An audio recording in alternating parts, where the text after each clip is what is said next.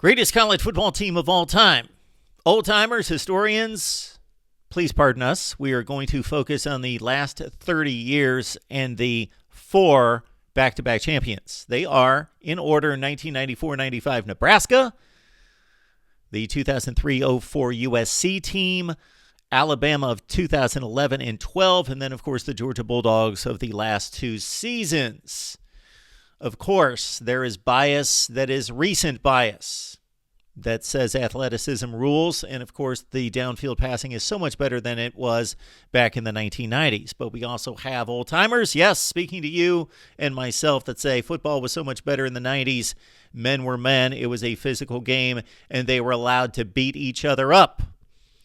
We will throw both of those out, and we will look at the numbers, because the numbers basically tell us how dominant these teams were against their opponents. Because if you favor football, current football, then regardless of what the records and the statistics say, you're going to say that today's athletes are just better so that they would win that game against a team from 30 or 50 years ago. However, if you believe in a number of things that would favor the play of the 1970s, 80s, or 90s, let's say, against today's game, then you would just simply do that regardless of what the numbers say. So this is basically showing us which team was the most dominant against its opponents, against its era.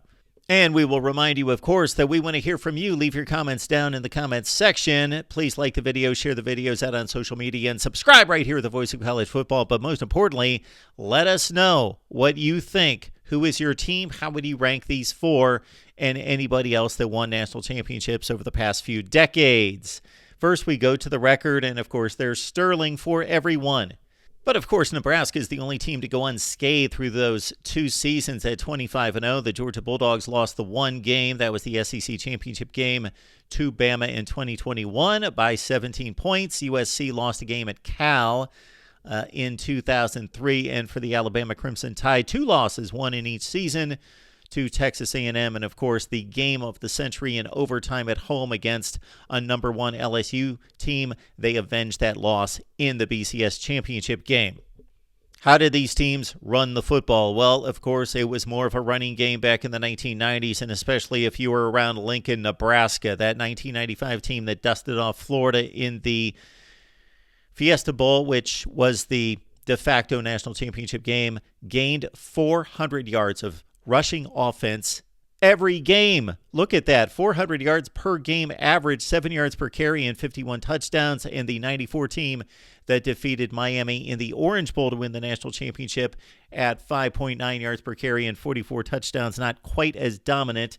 And of course, those Nebraska teams were led by Amon Green and Corey Schlesinger at running back. Damon Benning was also a factor, a big factor for the Big Red there in the 1990s. For the Alabama Crimson Tide, they brought dominant running attacks as well, although you see that the Alabama teams ranked 16th in the nation in rushing. So those are the rushing ranks in college football for those particular rushing units. Bama gained about 5.5 yards per carry against the likes of the SEC competition in 11 and 12. And then comes Georgia. It goes right in order. Georgia, the last two seasons, had the 19th rated rushing attack in college football at 5.5 yards per carry and 44 touchdowns in 2022. 15 more touchdowns on the ground than they had in the 21 season. And then, of course, USC relied more on the pass. The running game not as dominant, not just in yards per game, but in average yards per carry against a Pac-12 set of defenses, and averaging just about 4.5 yards per carry, and the USC rushing numbers nowhere close to the other three teams. I consider passing efficiency to be so much more valuable in rating and evaluating passing attacks than just total yardage. But unfortunately, we could not find any site that showed us 1990s and even early 2000s passing efficiency numbers, so we just had to go with the four most recent teams between Georgia and Alabama. You might be surprised that the 2012 Alabama team with A.J. McCarron at quarterback was the number one efficiency passing offense in the country. 31 touchdowns and 3 picks. They improved considerably from the previous season of 16 touchdowns and 8 interceptions. There you see Stetson Bennett and Georgia and where they have ranked top 6 in the nation these 2 championship seasons. Again, USC was loaded with Matt Leinart at quarterback, of course, Steve Smith, Dwayne Jarrett, and company throwing the ball all over the place. Nebraska, of course, didn't throw it as well, but they were very efficient, and one of the reasons why, the major reason why Nebraska broke through and won national championships in 94, 95, and 97 was because they started to throw the ball effectively, not a lot and not prolifically like we see today, but effectively to complement the rushing attack. And that's the major reason why Nebraska broke through and won a national championship starting in 1994 with Tommy Frazier at quarterback.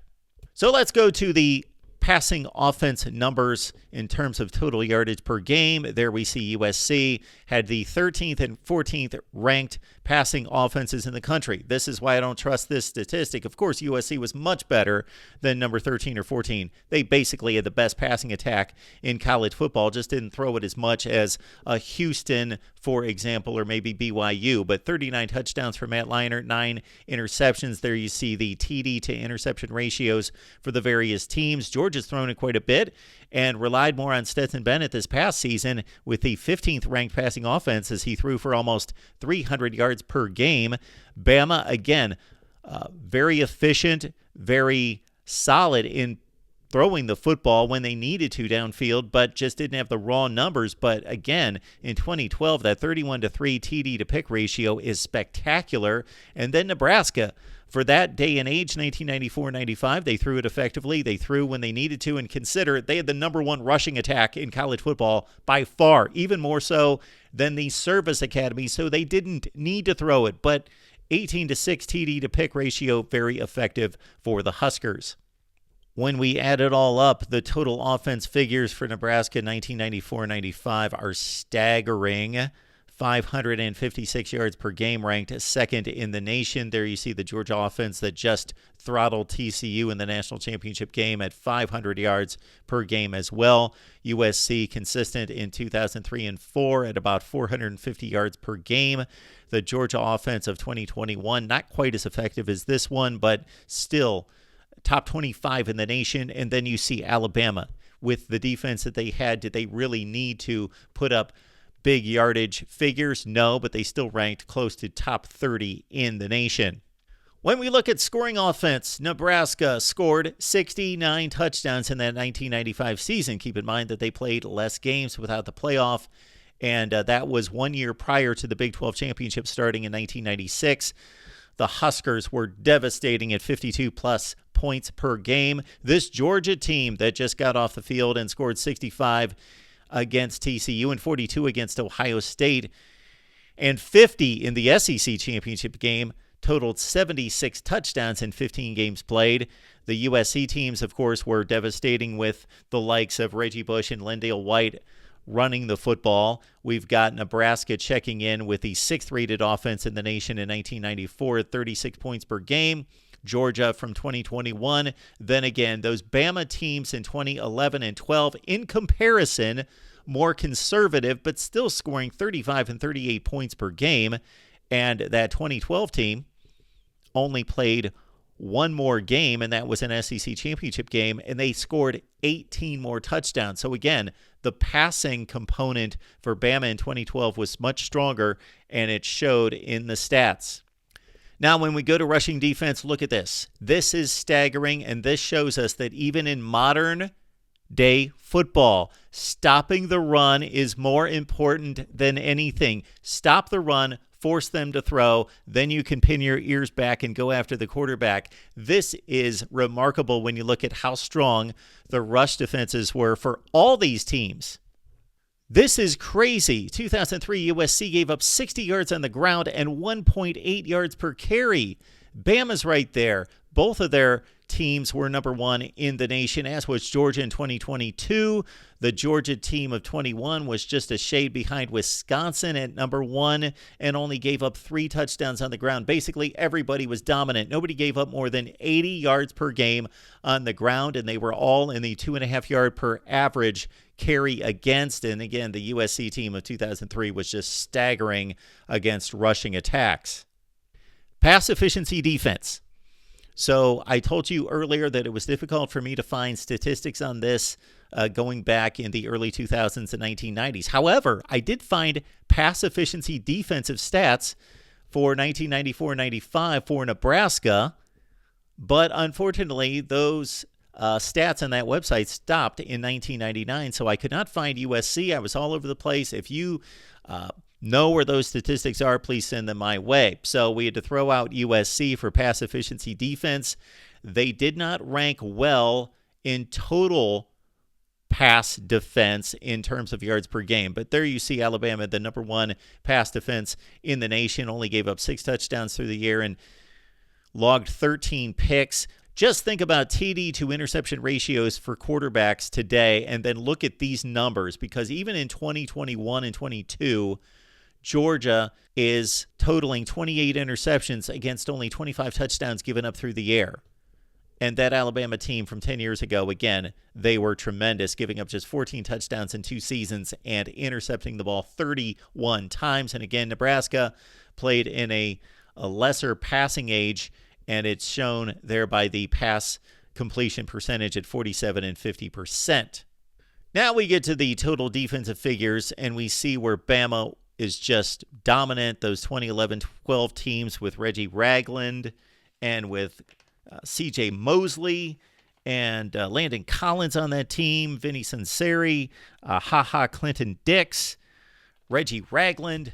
Bama was just devastating. Of course, they shut out LSU in the 11 BCS championship game and pretty much shut out Notre Dame. Their points didn't matter. They were after the game was decided.